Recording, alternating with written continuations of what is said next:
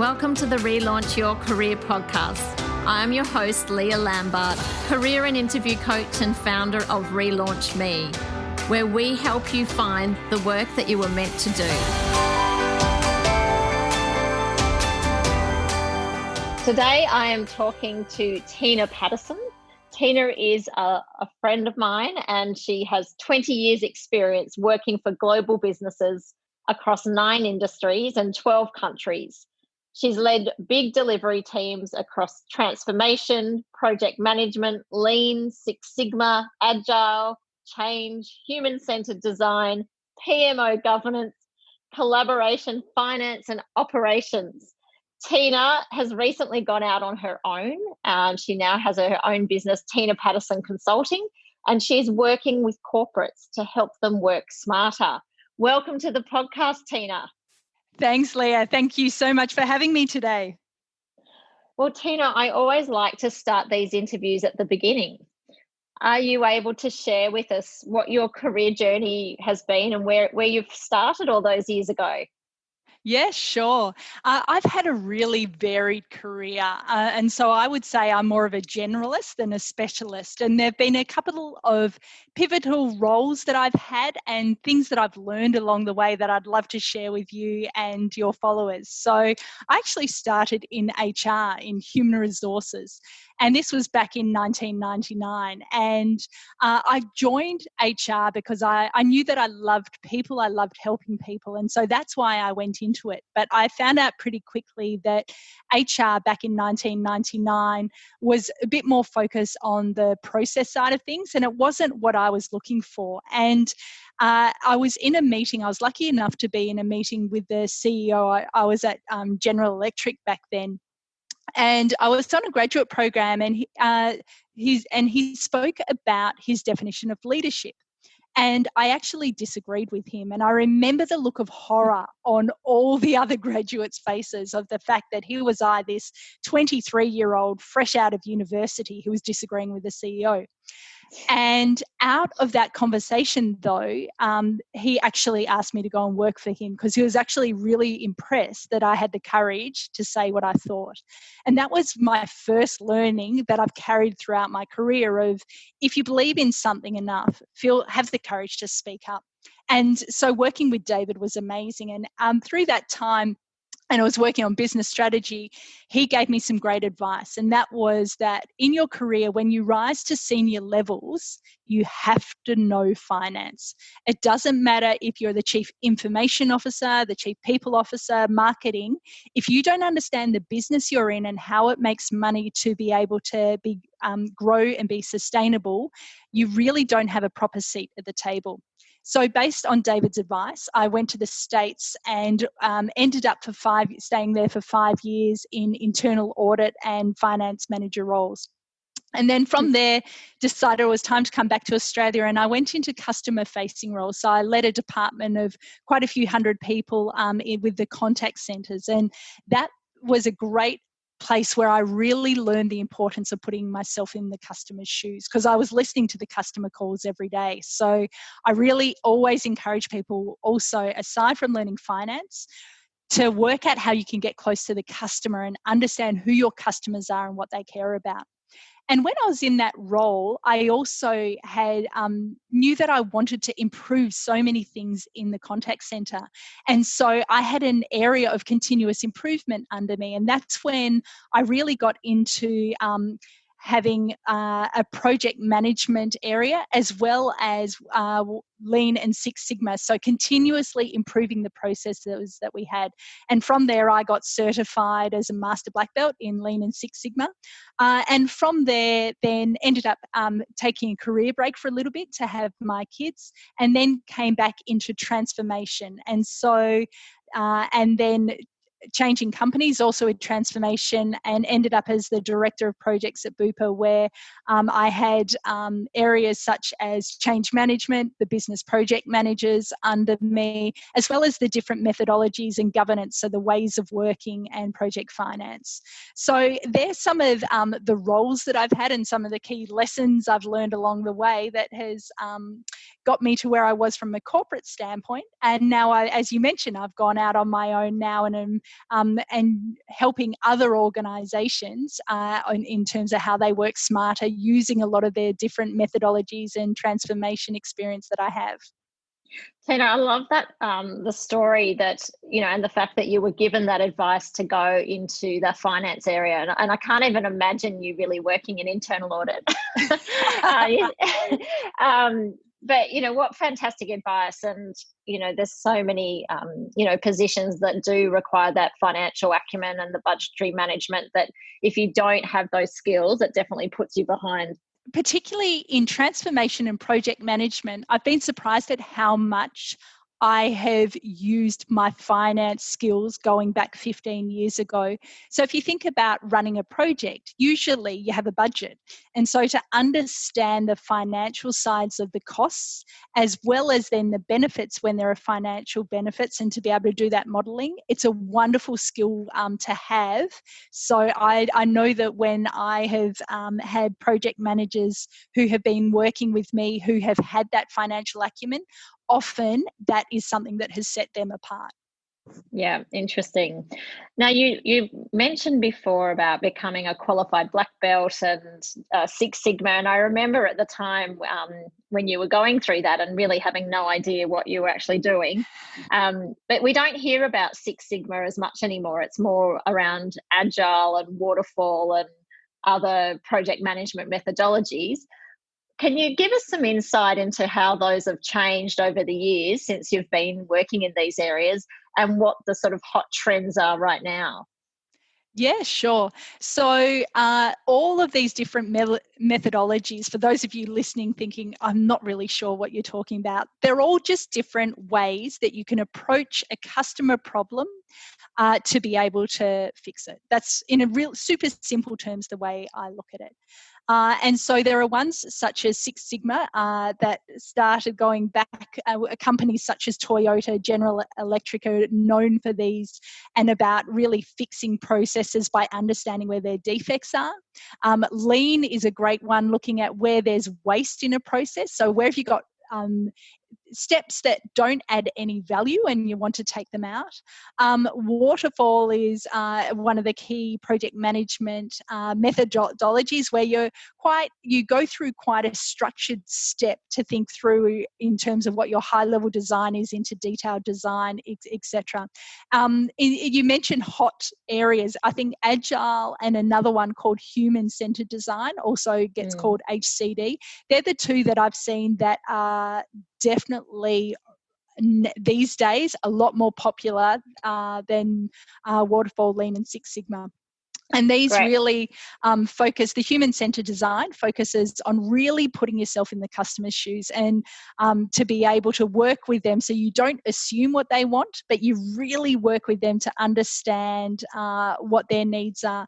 In my mind, it's great to have human-centered design skills no matter which methodology or projects that you use. It is a wonderful skill set to have.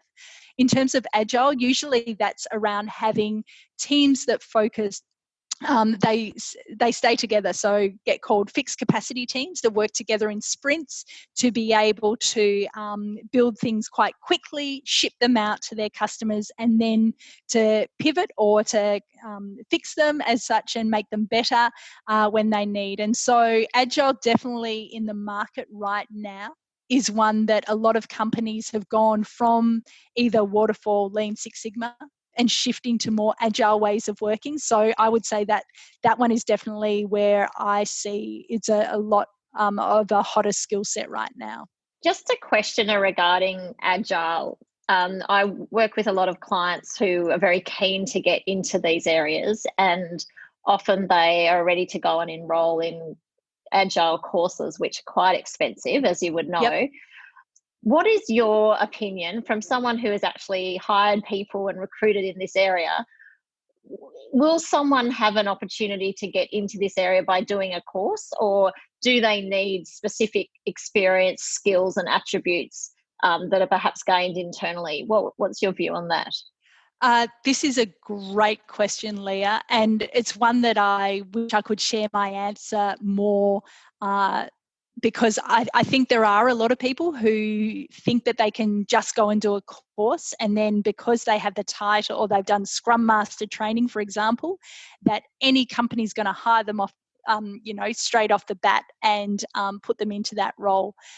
Speaking from my own experience, I always have preferred to go for someone who has the practical experience in Agile over someone who has a course. So if I had two candidates, one has the course but no practical experience, and the other has worked in Agile teams and had quite a bit of time actually working in an Agile environment but didn't have a qualification, most of those times I'd actually choose the person who had the practical experience, because I think Agile is wonderful, and it's something that can, when you read the books and you read the theory, it can be quite straightforward.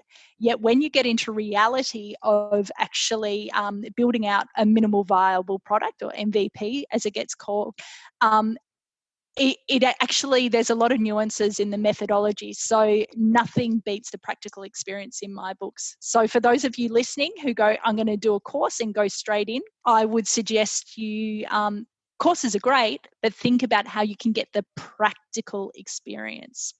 So that comes to my next question.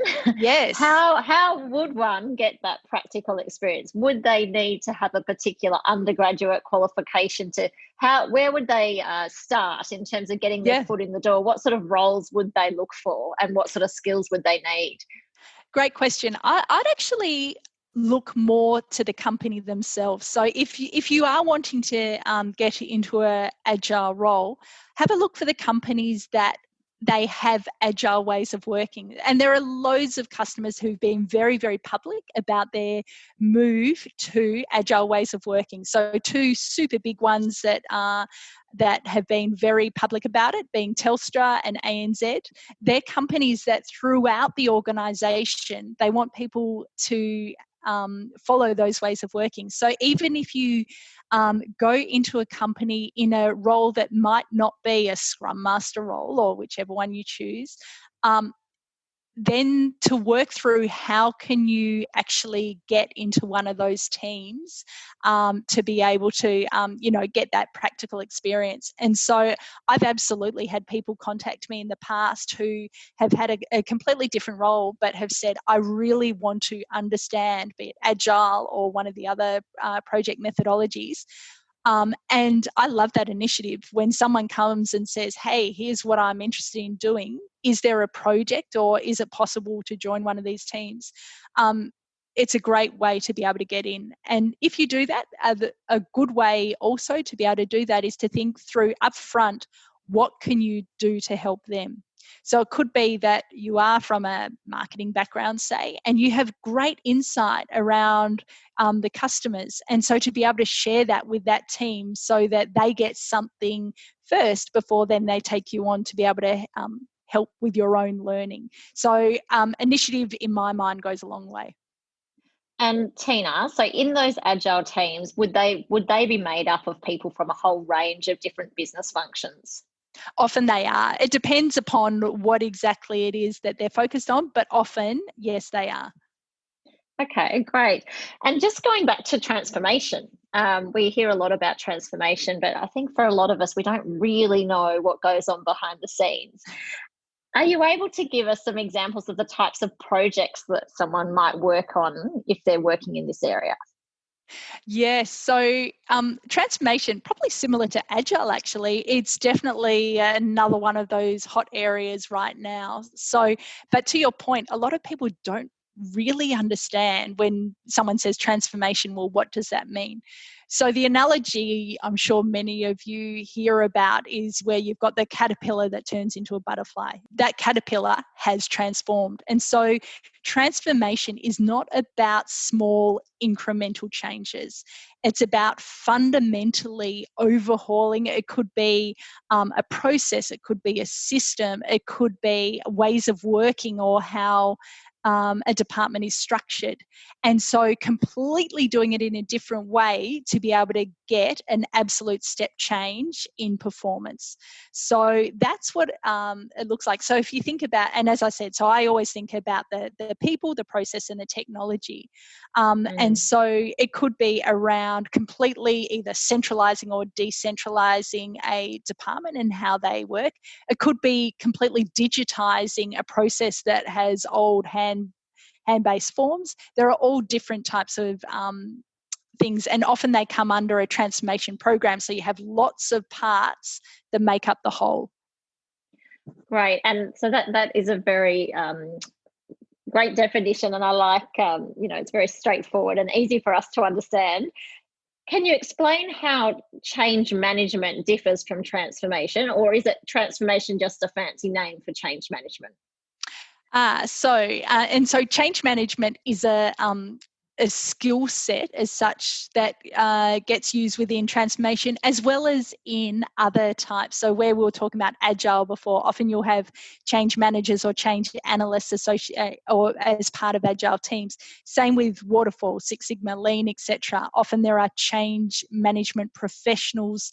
Their specific roles within a project as well. So change management, in my mind, is a way of making sure that the transformation sticks. And I think one of the things that I've learned in my career, so irrespective of which methodology you choose, mainly you're wanting to make something better if you boil it down into super simple terms.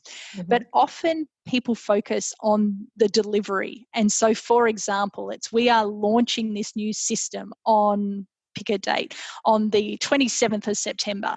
And people focus on that date of when they're looking to launch. But that's not actually the important thing. What's important is that 6 months down the track, the team who engages with that system or the customers who do, are they using it? Have they embraced it and adopted it? And so when I think about change management, I think about they embed the changes with all, be it the employees or the customers, so that when that project team disbands or the agile team kind of pulls out, those ways of working have absolutely embraced whatever the change was that was implemented, so that it is sustainable and lives on after the people who put it in have left. Okay, that makes better sense. So the change managers are part of the transformation process. Yes. Okay, so what advice would you have for someone if someone was interested in working in transformation? What sort of background and skills would they need to potentially move into this type of area?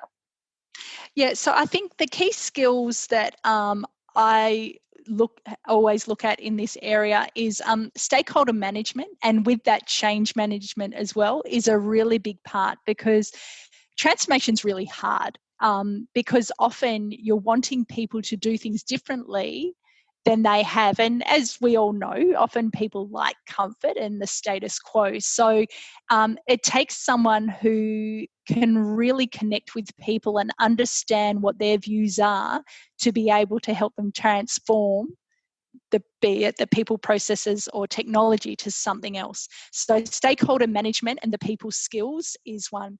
And along the same lines, customer focus, putting yourself in, be it your customer's shoes or employee shoes, is really important as well, so that whatever you're coming up with of the future state that you're transforming to, that it makes sense and it's done in a way that they're going to embrace. I think organisational skills definitely help. So being organised is another great skill. I mentioned the finance skills across all roles, but also there. And I think finally, resilience. As I said, transformation is hard, and often transformation programs do last a couple of years. So having that resilience to keep going, and because you know that there's a better way, even if the change to get there is hard, it's a really great skill to have. So they're the sorts of things that I look for in the people who I've hired in the transformation space previously. So I would imagine, it sounds like influencing skills wouldn't go astray either. Oh, absolutely. That's to me in with the stakeholder management. I absolutely would agree. Influencing skills in there is incredibly important. So would you say that someone, to be selected for a role in that area, that you would need to have a fairly strong personal brand in the organisation in order to be able to influence those stakeholders? It definitely helps, yes. Okay, great. Now, Tina, you recently made a very big decision to leave a very successful career at BUPA to go out and do your own thing as Tina Paterson Consulting. Are you able to explain to the listeners what decision-making process that you went through in order to make the final decision? Yeah, sure. So I love corporate life. So it was a really hard decision to make. I loved working at BUPA. I'd been there for nearly 6 years. And before that, I'd been at General Electric, both in Australia and lots of different countries, and worked there for nearly 16 years. So for me, as much as I loved working at both of these organisations, I wanted more breadth. So I wanted to be able to take all my experience and actually to work across a lot of different companies and to help a lot more. So my real passion is about helping people and organisations to work smarter. So that's through, if you think about transformation and Lean Six Sigma Agile, it's all about improving stuff. And so for me, it's taking what I've loved working at GE and BUPA and just helping so many more organisations and people in these same areas. So I know that, particularly since COVID's happened, you're doing a lot of work with corporates to help people work smarter at home. Do you have a couple of tips that you could pass on to us for those who are struggling a little bit working from home, perhaps homeschooling as well, uh, Yep. in order to help us be a little bit more productive? Yeah, absolutely. And I think working from home, before I get into what the tips are, I think there are people who absolutely love working from home, and I'm in that category. And then there are people that it's actually pretty tough right now to do that. The one thing I would say is when we're through this time, I really do hope that organisations offer up working from home if they didn't previously for their people. I'm a really big believer in focusing on outcomes over hours in the office. So it shouldn't matter where you work or when you work, as long as you collaborate effectively and you get your work done. If it's in the office or at home shouldn't really matter that much. So I'm really hoping that organisations can see also that you can be so productive working from home when you don't have commute time, etc. So I just encourage listeners to think about that, of when we're through this, of is working from home, be it one day a week, something that you might want to consider on an ongoing basis, because you really can work a lot smarter, I believe, when you do mix things up. That said, a couple of tips for right now that I have. One of the big ones that I have, and this one's not for right now, but when you work from home at any time, is being really clear what your goals are for the day and what is the order of priority. And I love the word priority, and it's been in the English language for centuries. But if you go way back when it came in, the word priority was singular. So people would talk about my priority is. And I've heard people talk in businesses, my top 20 priorities are. And there's a saying I love, that if everything is important, then nothing is. So getting really clear on what is your priority, so your next most important thing to work on, is a really good thing to do. I think the other thing about working from home, and this is specifically right now where work and home, those lines are completely blurred for people. So where it used to be where you might work from home for, say, one day a week, and then you'd be back in the office. So it was quite cut and dried of where was your work and where was your home. And right now we don't have that. So I think it's really important to build in a routine that can tell your brain when it's work time and when it's home time. And this is also, you mentioned, for kids who are home as well and doing remote learning of school, it applies just as much to them as it does for people who are working. And it's about thinking through, what is your commute, be it to home or school, even if it might be to the next room. So for example, and my kids don't like it that much, but I do make them do it, of before they start school, and it's the same for me starting work, they go outside, walk around the side of the house, and then go in the back door. And that is then they are arriving at school, and then I'm arriving at work, even though it's still in our home. And then at the end of the day, when it's time to finish, for me, the sign is I shut my laptop, and just hearing that click tells me it's time now to recharge.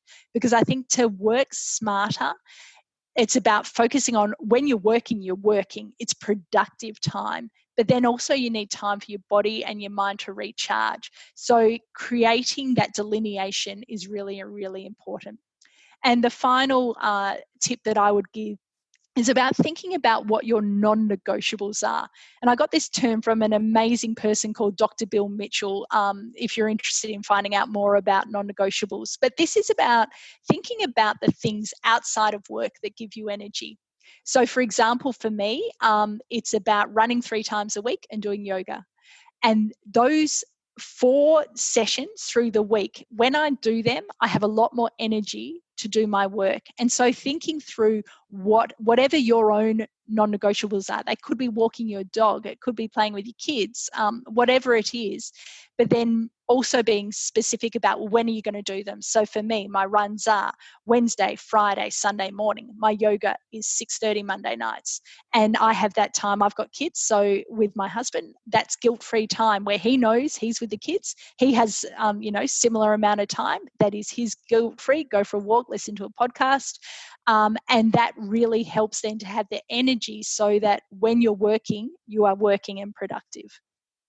I love that tip, and I know we've talked about this before, and I think isn't the saying you use it or you lose it if you don't use your time? Yep, absolutely. And it's amazing how simple that is, because I think if you just leave it as I'm going to run 3 times a week. I used to have that, and it would get to Saturday and I'd go, okay, so I've got 3 runs to do. I can do 2 today and 1 tomorrow, and that doesn't really work. So having the use it or lose it, that kind of scarcity, definitely helps to motivate sometimes to go, okay, I'll put my running shoes on. And once I get going, obviously, fine. Often it's just getting the shoes on and out the door in the first place that's the hardest part. I think that's great advice. And look, I as you know, we share a mutual love of running, and I think it's the only thing that's keeping me sane at the moment, getting out and going for a run every day. But my problem is when things go back to normal and I'm running kids around all week, that's when things start to slip. So I think I definitely need to implement those non-negotiables in my calendar going forward. Yeah, absolutely. And literally book them in as though it's a meeting with your boss or a meeting with a client.